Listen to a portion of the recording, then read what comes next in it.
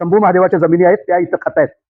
जी माणसं आज राजकारणात इथं विरोधात वागतायत, विरोधात बोलतायत, ती माणसं भैरोबाची जमीन खातायत, शंभू महादेवाची जमीन खातायत, गायरानात पाय पसरलेत. ही गोष्ट बघण्यासारखी आहे. हनुमंत मोहित्याला गायरानातली जमीन हडप करायची होती आणि ती गौतम मोरेंनी आणि बापू मोरेंनी थांबवलं. ते मी कधी विसरणार नाही.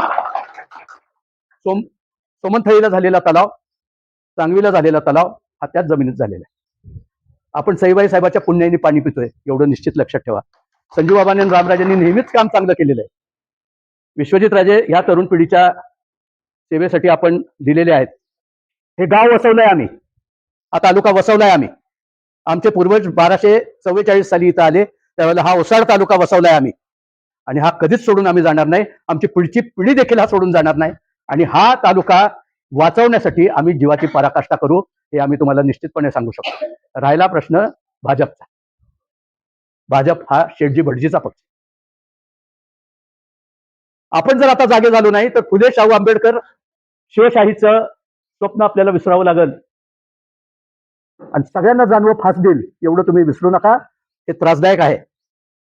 शेठजी आणि भटजी ही न चालणारी गोष्ट आहे आणि ह्या गोष्टीपासून आपण दूर राहायला पाहिजे. हे तुम्ही कधीही विसरून चालणार नाही. आज लाडक्या बहिणींचा जसा भाऊ एकनाथ तसा बहुजन समाजाचा एकच नेता शिल्लक राहिलेला आहे पश्चिम महाराष्ट्र मध्ये, तो म्हणजे एकनाथ शिंदे आहे. बहुजन समाजाला शिव शाहू फुले आंबेडकर मानणाऱ्या सर्वांना, अहिल्यादेवी होळकर मानणाऱ्या सर्वांना एकनाथ शिंदे सोडून आता पर्याय राहिलेला नाही, वाली राहिलेला नाही. एवढं लक्षात घ्या. अजितदादा बिचारे निघून गेले. अजितदादा जर असते तर आज आपण निश्चित ती दुरुस्ती करणार होतो. आणि हे पण आम्ही तुम्हाला स्पष्टपणे सांगतो की रामराजांनी काल टीव्हीवर सांगितलेलं आहे की सुनेत्राताईंना जिथं जिथं आमचा सपोर्ट लागेल तिथं आम्ही निश्चितपणे शिंदे साहेबांच्या माध्यमातून तो सपोर्ट त्यांना देण्याचाच प्रयत्न करणार आहोत. हे तुम्ही कधी विसरू नका. इथली जी भाजप आहे ती खोटी भाजप आहे. हा खोटा रडतो, पवारांना शिव्या देणारा रणजित काल अजितदादांच्या तिथं जाऊन रडला. हा बापासाठी न रडणारा माणूस दुसऱ्यासाठी कोणासाठी रडेल असं मला वाटत नाही. माझ्या मित्रांनो, मला एकच सांगायचं आहे की कुठेतरी प्रामाणिकपणाला किंमत द्या. प्रामाणिक नेता एका बाजूला पुण्य आहे, एका बाजूला खरं आहे, दुसऱ्या बाजूला खोटं आहे, दुसऱ्या बाजूला पाप आहे.